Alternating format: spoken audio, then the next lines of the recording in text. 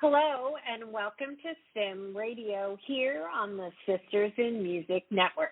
It's Monday Music Madness, and you're tuned in to Mixing It with Nicki Kris. This is Nicki, and in case you don't know anything about me, I'm a singer-songwriter from Raleigh, North Carolina. My show celebrates women in the music and entertainment industry, providing an avenue for them to showcase their talents.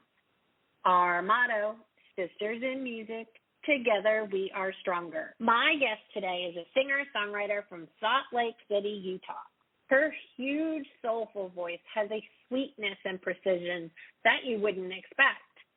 After completing her master's degree in vocal performance, she moved to Austin, Texas, where she cut her teeth in the music scene, playing with various blues bands and singing all over town. Her latest project is an all-original mix of Americana, some blues, and a little country, and a lot of soul. Her band consists of some of the best artists in Salt Lake City. Please join me in welcoming the fabulous Megan Blue. Welcome to Mixin' It, Megan. Thank you so much for joining me today. How are you?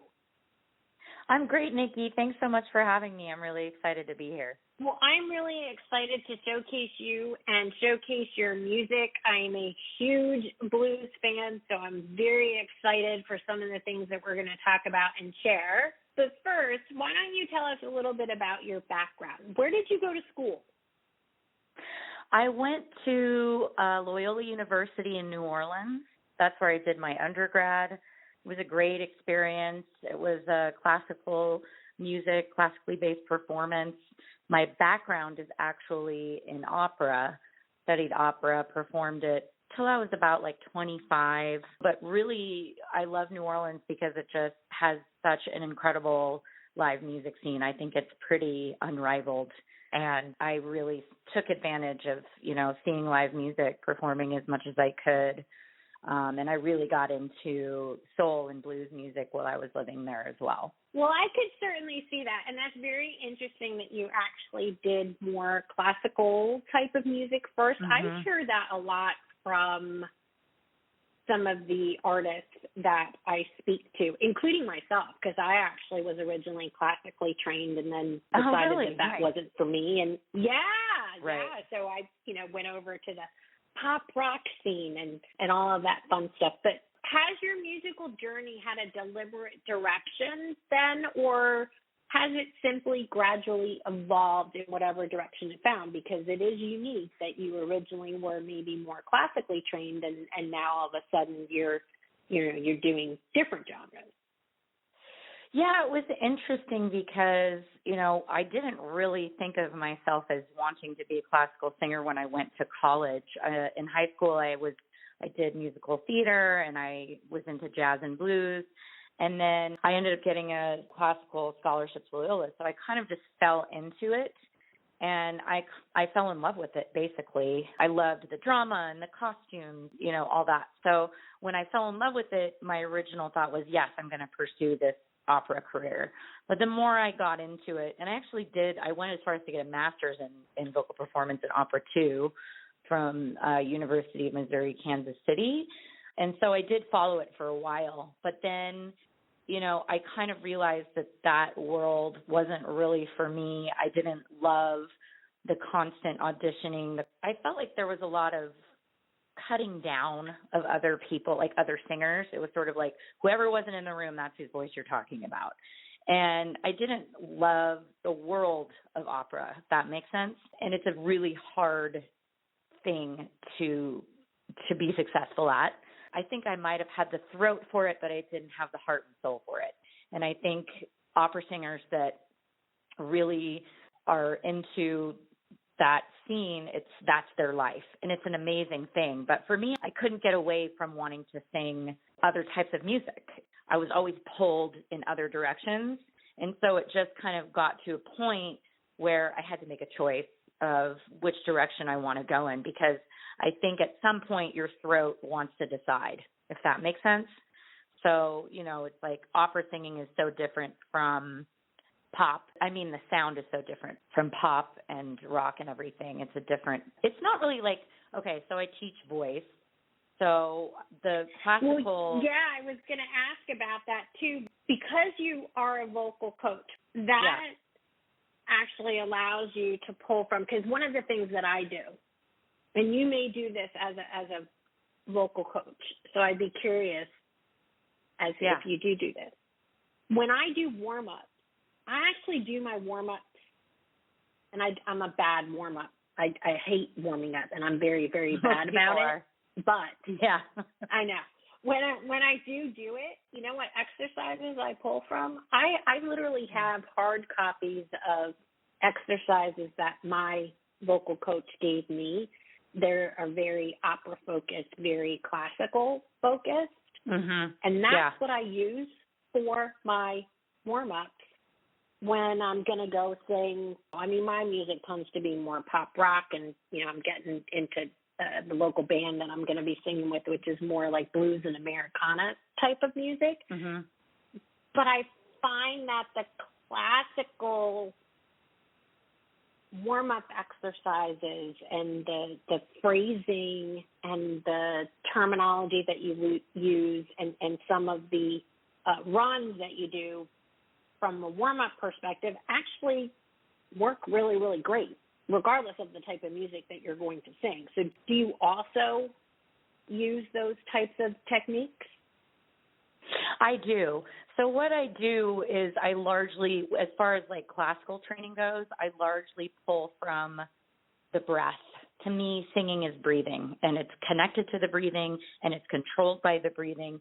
And to me, that represents all singing. I fully believe in the voice coming from the belly and coming out that way. To me, I think those classical exercises, especially the agility exercises where you're singing really, really fast scales, those really, really fast ones, those are great for any type of singer. I believe scales give freedom through form, meaning that the more you do scales, the more precise and accurate your voice is going to be, regardless of what type of singing you're doing.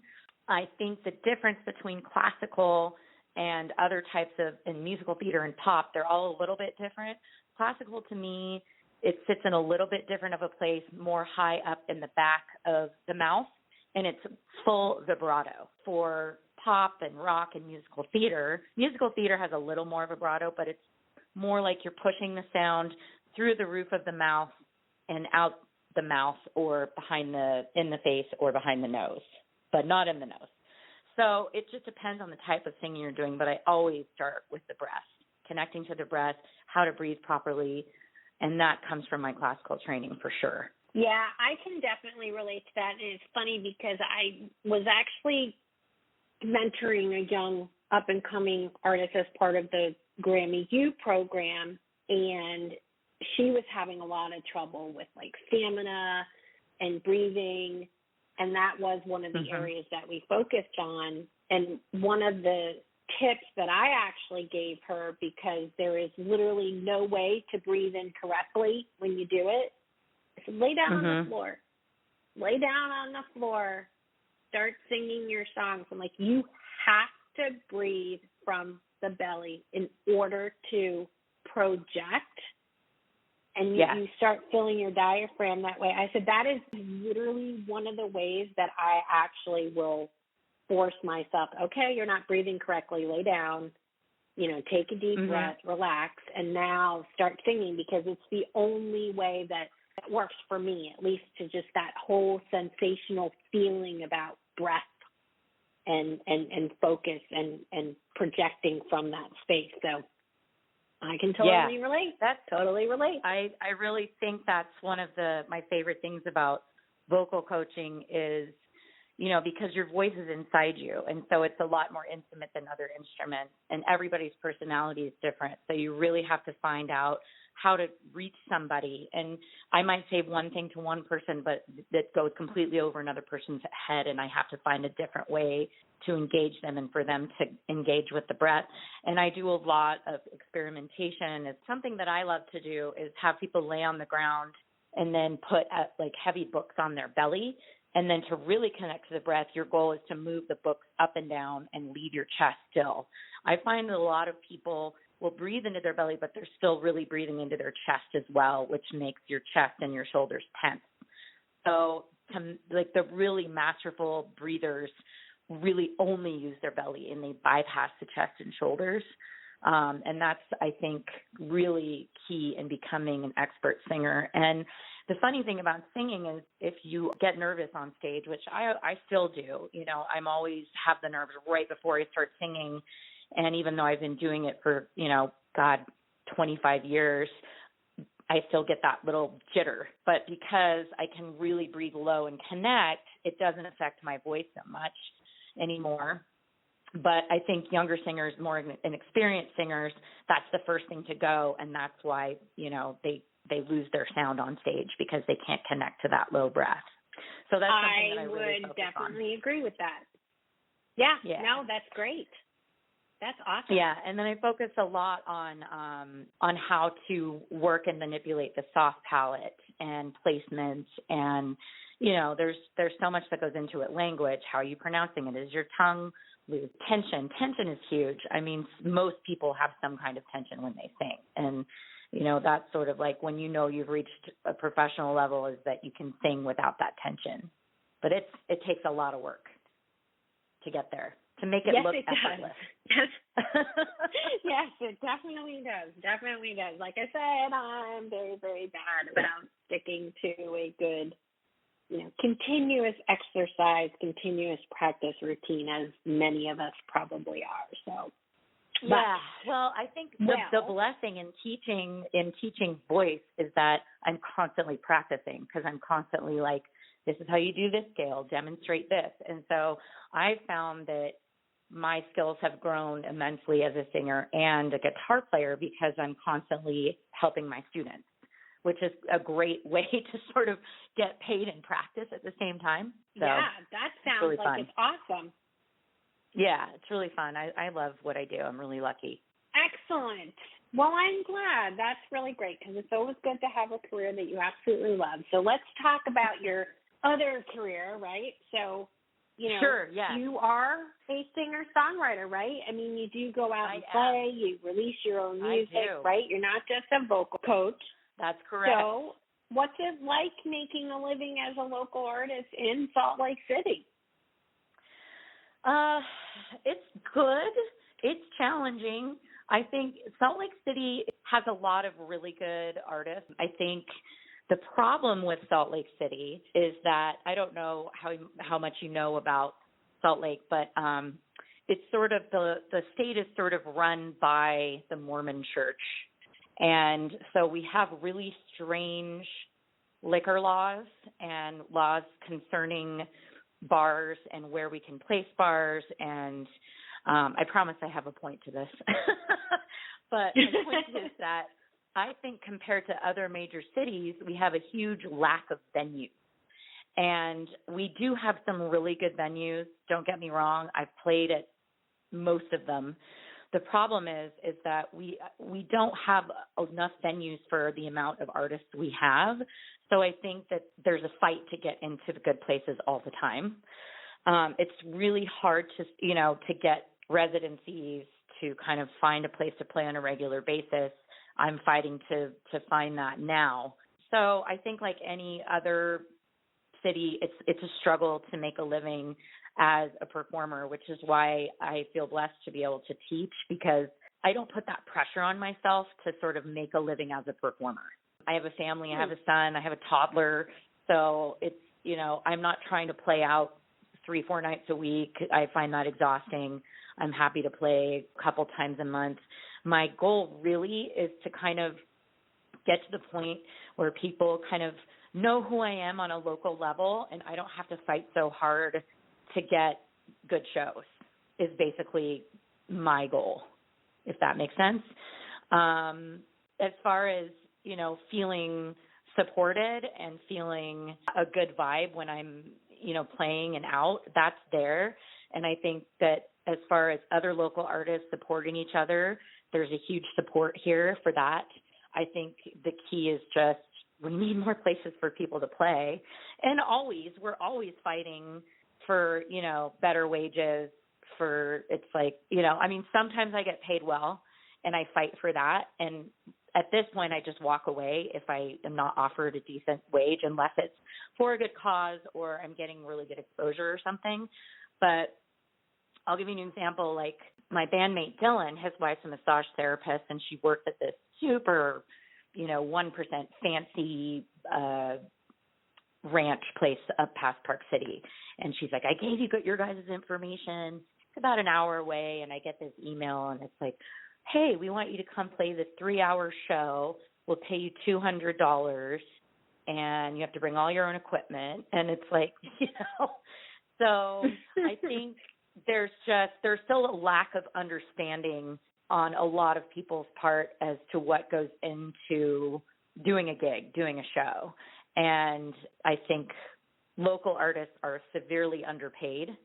And I think that I'm not sure how to change that. I think there's a lot of people who are willing to play for nothing. And so that sort of puts, the veterans and the people that have been doing it for a long time in a position of, not really having a leg to stand on, because it's like, oh, well, we can just get this music for cheaper, type thing.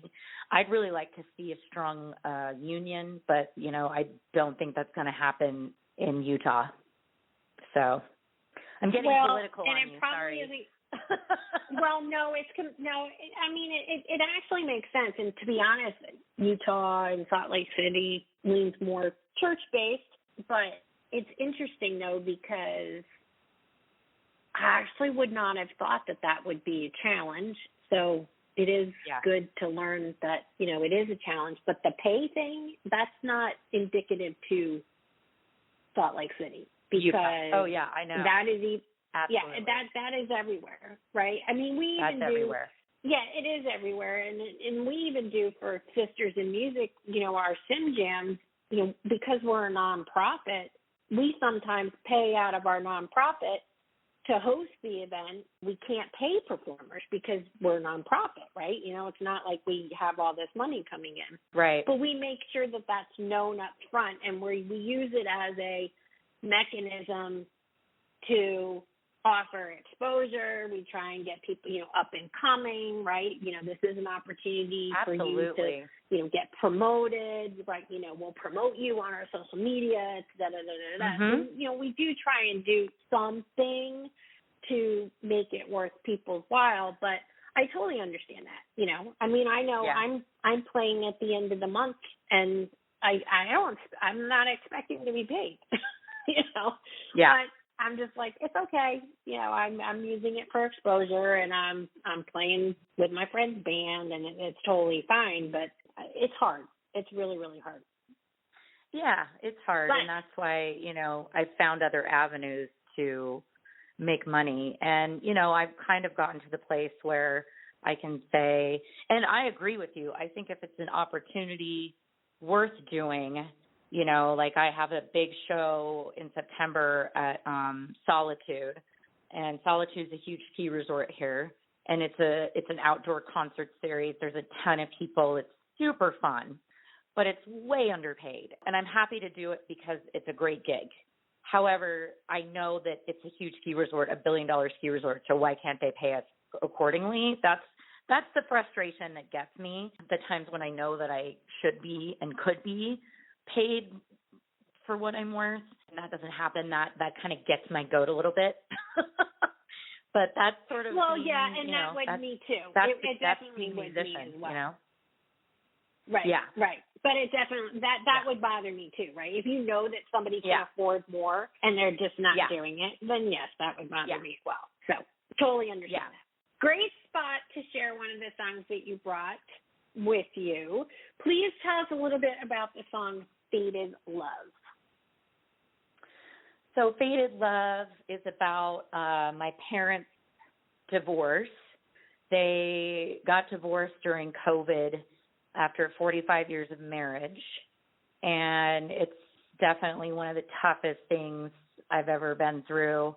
Basically, my mom has struggled in their marriage for a while, but sort of during COVID, I think this happened to a lot of couples. It was like, this is it. I can't do it anymore. And she up and left and moved to St. Louis and left my dad sort of flailing, and it's a song about sort of me trying to keep everything together and keep the family together and my brothers as well.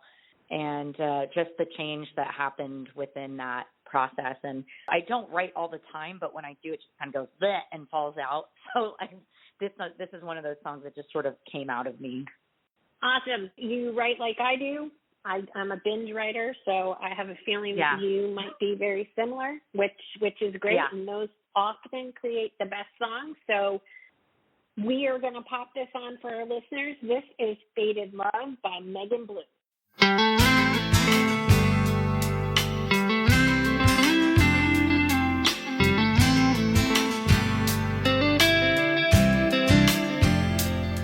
Well, you were always there.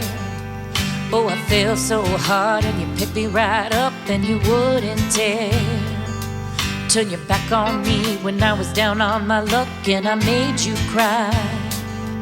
But you grabbed my hand when you jumped off the ledge, you would hold your breath. Well, I waited around in my pretty little mess. You took care of everything. Everything didn't take care of you. A piece of you was missing, a piece you couldn't afford to lose. But do you see me here, picking up the pieces of your mess, trying to make a rhyme out of your wreck, trying to catch the faded love you left.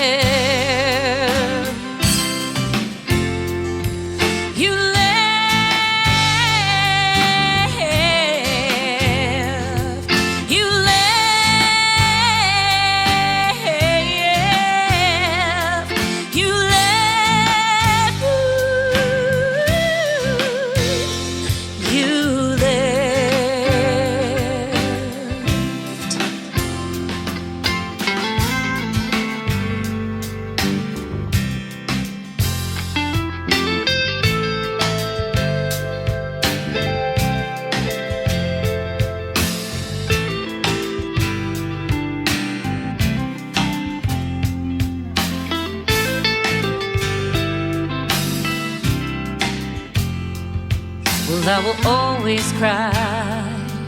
It's so hard to live without you in my life. I wanna hit rewind, but you can't come back and live in a lie. I may not understand how stuck you felt, how your hands were tied. I may not understand, but you can bet your ass I'll never leave your side. So I'll take care of everything.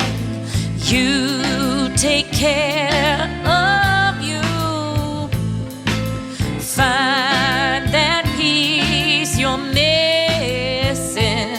that piece you can't afford to lose. But do you see me here, picking up the pieces of your mess, trying to make a rhyme out of your love you left. You left.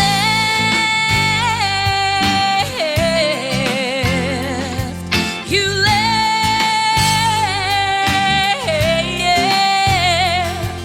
You left. Ooh. You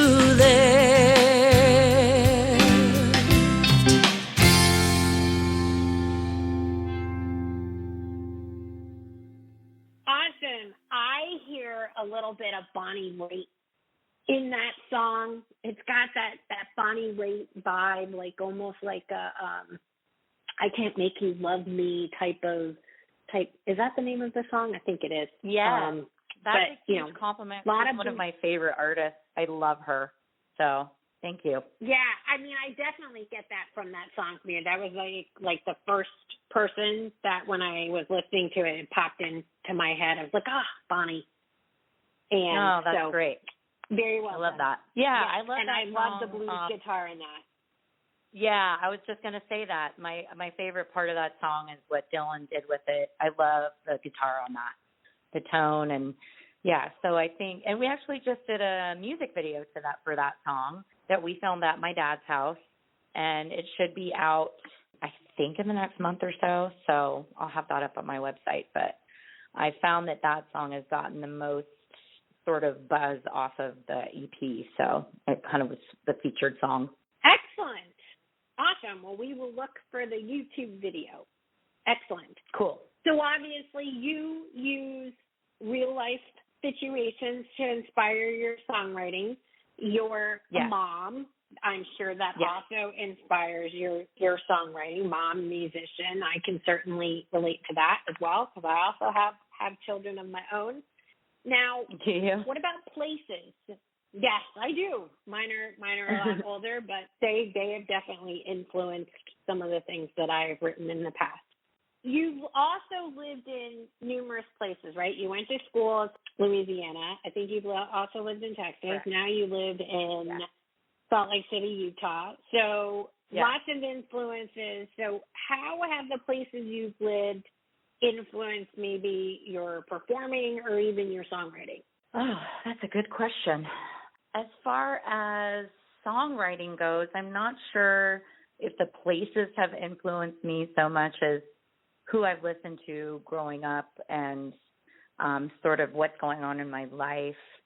But Texas, I don't think I would have gotten into any kind of country if I hadn't lived in Austin, Texas, because before I went to Austin, I had this idea of country being sort of this cheesy country pop stuff. In Austin, it's really not like that. It's just a lot more kind of gritty singer-songwriter country, and I was really drawn to in a way that I didn't think that I ever would be. And so I would say that definitely influenced me as far as living in Austin goes.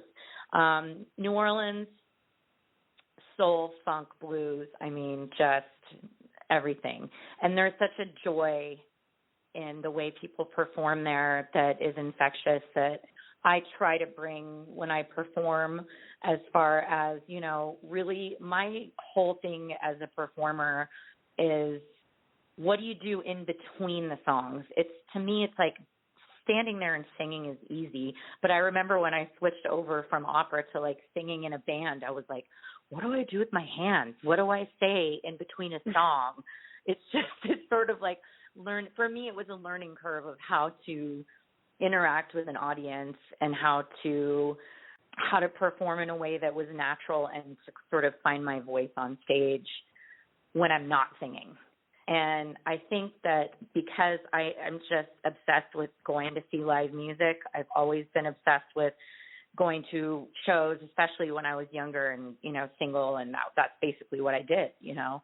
And I've seen so many great artists. I remember going to see Michael Franti once, and it clicked with me that before every song, he told a story about the song. A little, even if it was just one sentence. And when you do that, it connects you to your audience in a way that doesn't if you don't say anything about the song, especially if you're a singer-songwriter and the person doesn't know the song. If you're like, this is a song I wrote, then that's not going to affect them.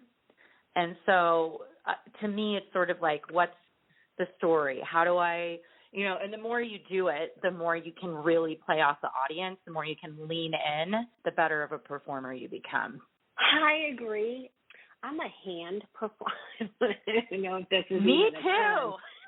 But I'm a hand, you know, I say, somebody understands what I'm saying.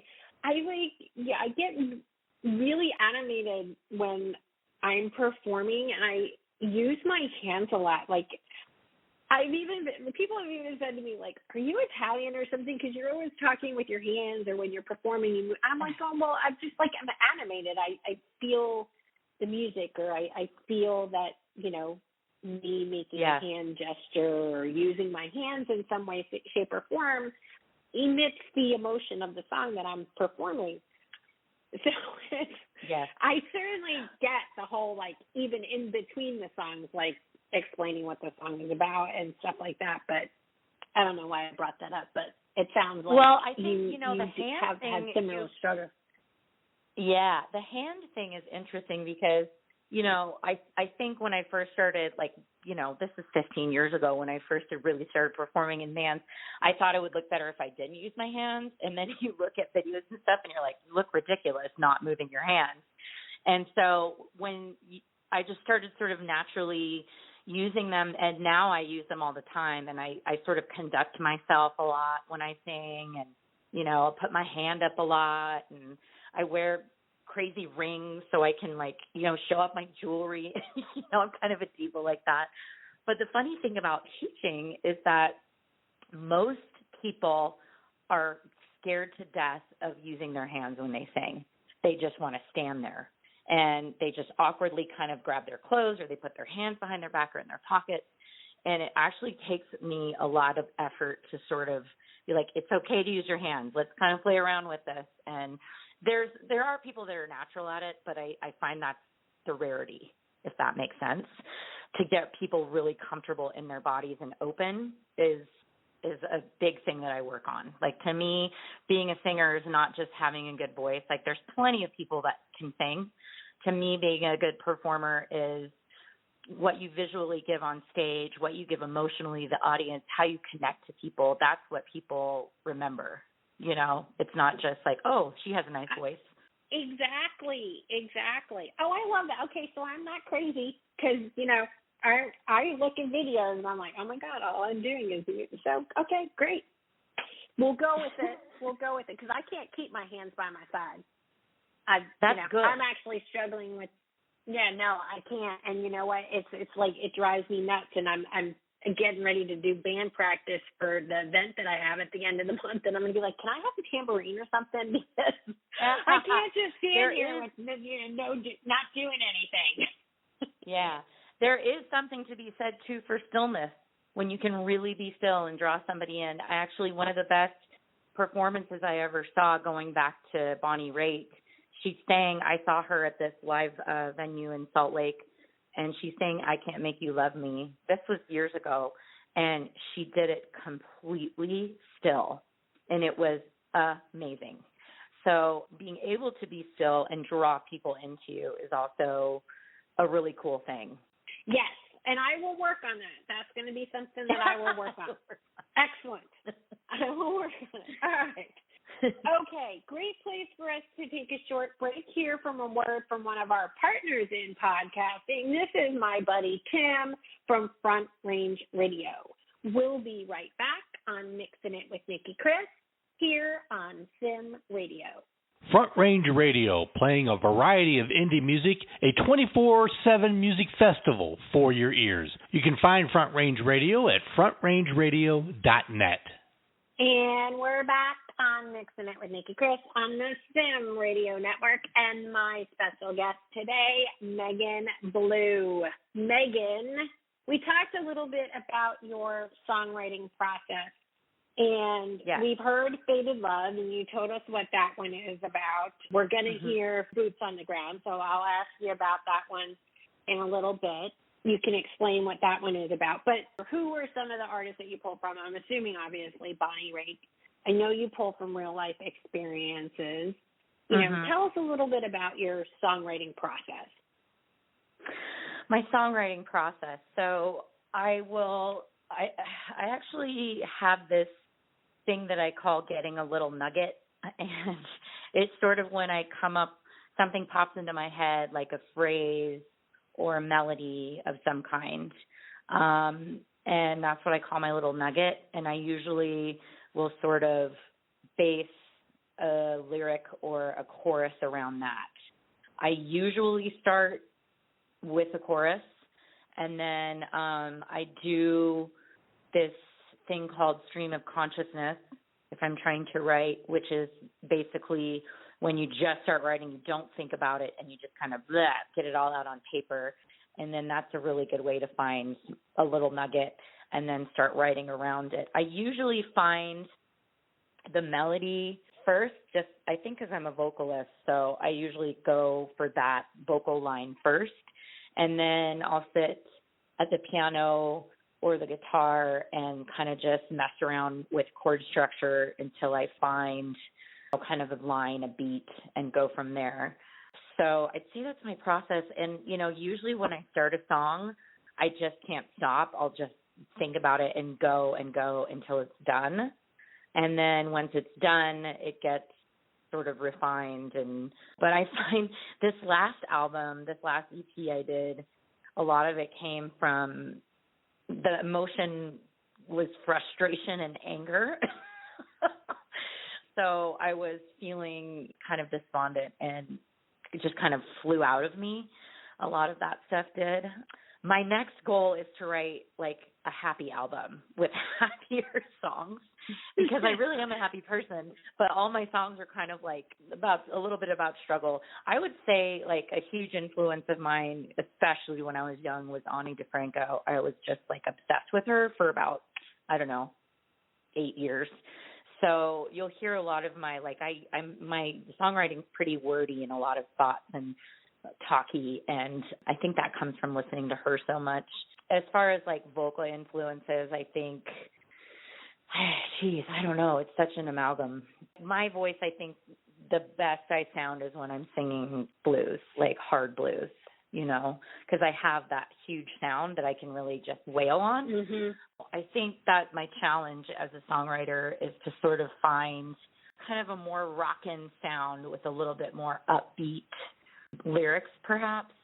I think that's my next goal for my next project, my next album, not my next project, but my next album, if that makes sense.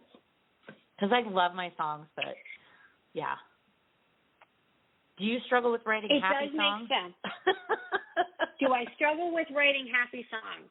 No. And the reason why I'll say yes and no. I mean, I'm a binge writer, so I say that all the time. I can force myself to write a happy song, but what I end up doing is I end up visualizing and putting myself in, like, I'll actually almost create like a virtual reality fantasy world in my head, and it sounds like really, really weird, but like, no, it doesn't. I do that all the time. Okay, so I'm not crazy. I'll put myself in this like little virtual reality space and say, okay, here's the story, here's the situation, this is how I'm feeling now. Write a song about that, right? So I'll then take that little virtual reality that I've kind of created and put it into song structure. I actually did that quite a bit in my last album. There are a couple of songs that I pulled from that type of songwriting trick, if you will.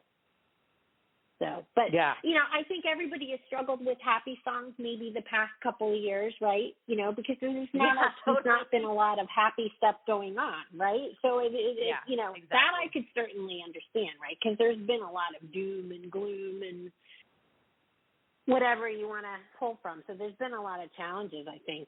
You could pick globally, you could pick country, you could pick locally, you could do whatever. And, it's just been very, very challenging times across the board for everybody. Absolutely. Right? So, absolutely. Yep. Yeah, that's definitely true. Yep. Yeah. But I think I might have to try that, try that sort of meditative writing where you put yourself in a different place. Yeah, I'm going to. I like that. You really should. I mean, I also pull, sometimes I'll actually go and listen to, what songs, what are happy songs that I know, right? And you go and listen to those songs. Okay, what are they talking about, right? And a lot of times you can actually gain inspiration from, a song that is a happy song and not copying it, but you could even mimic it and be like, all right, well, they're talking about this. Maybe I flip it around. I do that a lot, too. I actually will go and listen to groups and songs, and I'm like, oh, I love this song. And I try and write a song that either is a response to that particular song or maybe mimics it in some way, but you're not copying it, right? You're actually taking the inspiration from that song, but then creating your own composition around it. Yep. I do have a couple comedy songs, but I haven't published them because I think they're sort of, how should we say, controversial. So I'm sort of sitting on them. Right? Well, you know, I mean, with young kids, it's kind of tough, right? Because you wanna say, all right, do I want to put something out that my kid can or cannot listen to? Which often becomes a struggle. I'm not worried about that, though. I think especially, one of my songs is about abortion. It's like my friend and I sat down, who's a singer-songwriter, and this was before Roe versus Wade was overturned, and we kind of sat down and said, how do we write a funny song about abortion? And so that's the one song that I'm like, I really feel like I should get that published because I feel like now is the time that it would probably be well received. So that's something that I definitely need to do. That would be an interesting one to hear. Yeah, but then I'm like, maybe I should make sure my address isn't public record. Well, like, it makes me a little worried. I guess physically. I guess it depends on which side you're on, right? I mean, like, you know, how it's kind of a touchy subject. How do you make that funny? Exactly. And that'd be interesting to hear. Right? You know? I mean, well, I'll record it and I'll send it over to you, and you can tell me what you think. Okay. All right. Please do. Please do. I will. I definitely want to hear that one. All right. I've gotten a lot of good responses from, like, my friends, but I don't know if that's a good barometer. So I could use some outside opinion on it, for sure. Record it and send it over, and I'll let you know what I think. Okay, that sounds great. Awesome. Okay, great spot for us to share the second song that you brought with you. Please tell us a little bit about Boots on the Ground. Yeah, so Boots on the Ground is about the trials and tribulations of being a working musician. I wrote it sort of, as I was saying earlier, when I was feeling angry. I was doing a residency at this place in Salt Lake, and they did not have their act together. They were not treating musicians well, and I ended up calling up the owner and quitting. And I was like, this is just not worth our time, and I'm done. It was that night, and I'd also had a recent experience where I opened for a singer-songwriter out of Nashville who'd had some success selling songs. And I asked him sort of, you know, how do you get your songs heard? How does this scene work in Nashville? And his response to me was, you just got to get boots on the ground, boots on the ground, boots on the ground. And I was like, okay, well, that's not at all helpful. So I kind of wrote that song in response to those two things. I felt like I've had my boots on the ground for so long, and I've done all this stuff, and you know, I don't think people know the difficulty of trying to get your voice heard. So that's what this song is about. Awesome. Well, we are gonna pop this one on for everyone. This is Boots on the Ground by Megan Blue.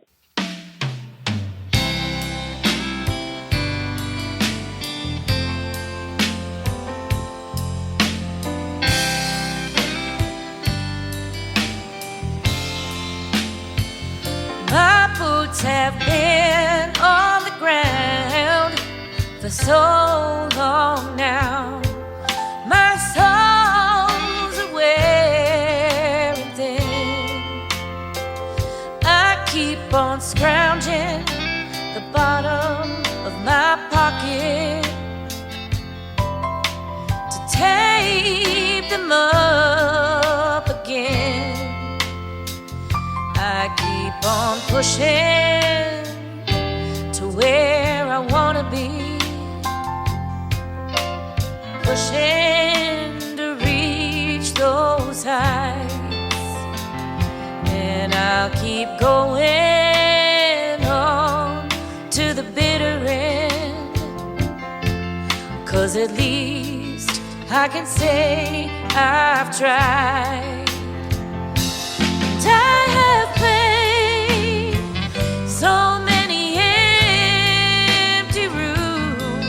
and I poured my heart out anyway. And I have sang till my chords were black and blue, 'cause it's all I know how to do. Yeah, it's all I know how to do. So many doors that I could not open, so many backs I've tried to turn. I keep on hoping that they will notice how my soul burns. But I'll keep singing till I can't sing no more. I'll keep telling all my truth. I don't care how long it takes. I've got everything to prove.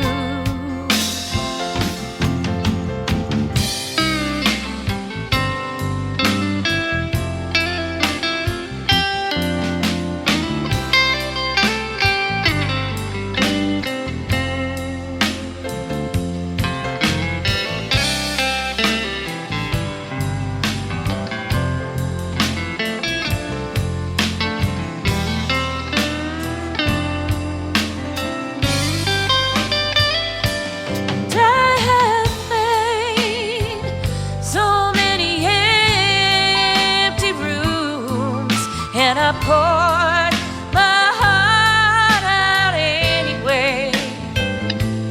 And I have sang till my chords were black and blue, 'cause it's all I know how to do. Yeah, it's all I know how to do.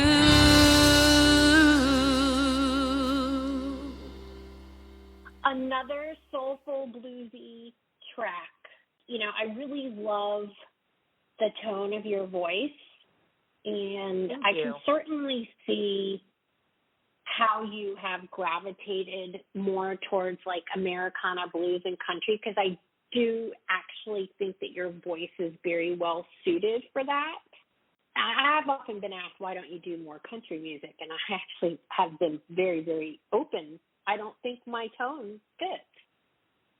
Right. I actually do not think I would do well in that genre because I just don't have the right tone. There is a unique tonal quality in country music that I just don't have. But Yeah. I do think that there's other genres that I'm more well suited for. So, and you do fit. I definitely hear you in those spaces. So another great Thank one. you. One of my other huge influences is Chris Stapleton. I'm obsessed with him. I love his voice. I cover a lot of his stuff if I'm doing covers. And to me, he's kind of like the ultimate singer, and he's brought back this sort of country that hasn't existed since Willie Nelson, Waylon Jennings. He's brought back like this pure form of country that's what I'm really drawn to. So I would call him a huge influence on me. As far as singing goes, I love his songwriting too. That's kind of the direction I'd like to head, is to be able to do, because he has the sad, but he has the happy, and he has the fun. And so the variety that he has, his ability to songwrite is incredible. Yeah, he is actually one of my favorites as well too, and I agree with you. He's definitely more in the what I would call, I don't want to say older school country, but I want to say more authentic country, right? Like I think a lot of the country music today, to me, a lot of the country music today just sounds like everything else that you hear, right? And there is no distinction.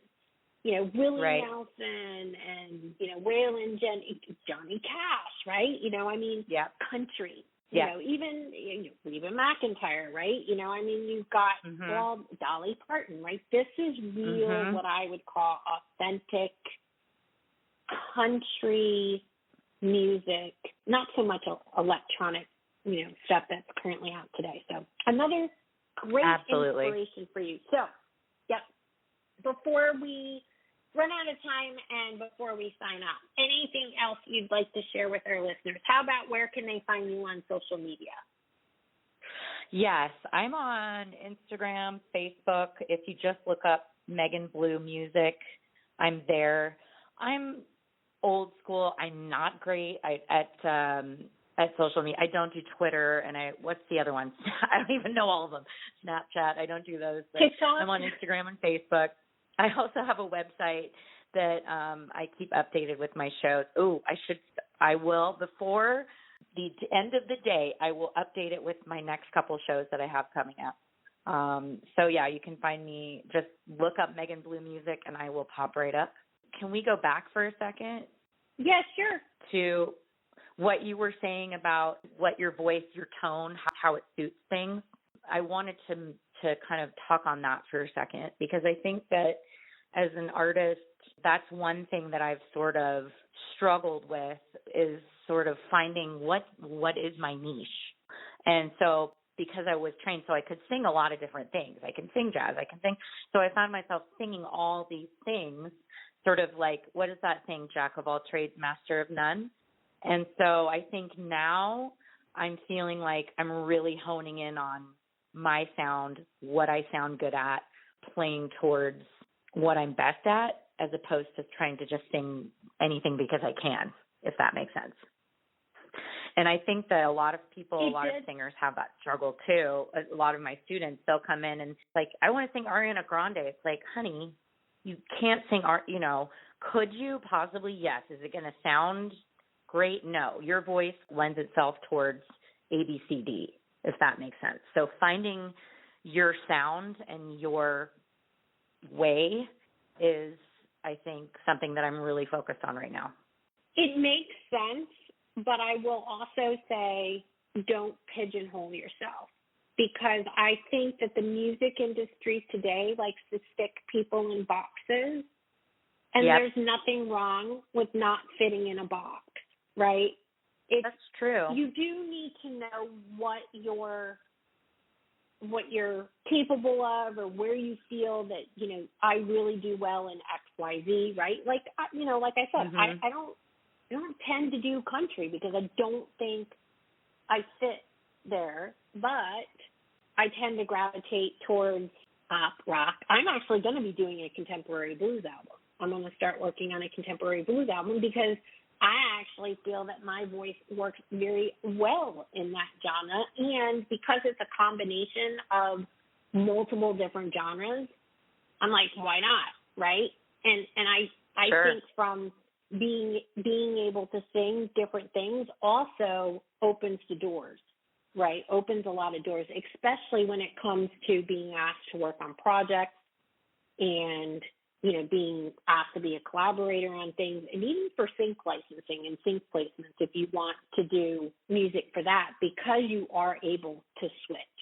True. So don't limit yourself. I think your pocket that you're focusing on definitely is the right place for you and for your tone. For me, it feels very comfortable, and you feel like you belong in the space that you're in. But I will caution, don't limit yourself, because you may potentially be closing a door that could potentially provide a lot of opportunity. No, you're right. That's true. And you don't, I try to say yes to most opportunities that come my way. So I'm just going to keep doing that and keep doing what I'm doing, because it's what makes my soul tick. I'd like to thank my wonderful guest, Megan Blue, for taking the time to chat with me today. It has really been an awesome pleasure speaking with you and sharing you with all of our listeners. Thank you, everyone, for tuning in to Mixin' It. On behalf of all of us here at Sim Radio, until next time, this is Nicki Kris. Keep on mixing it.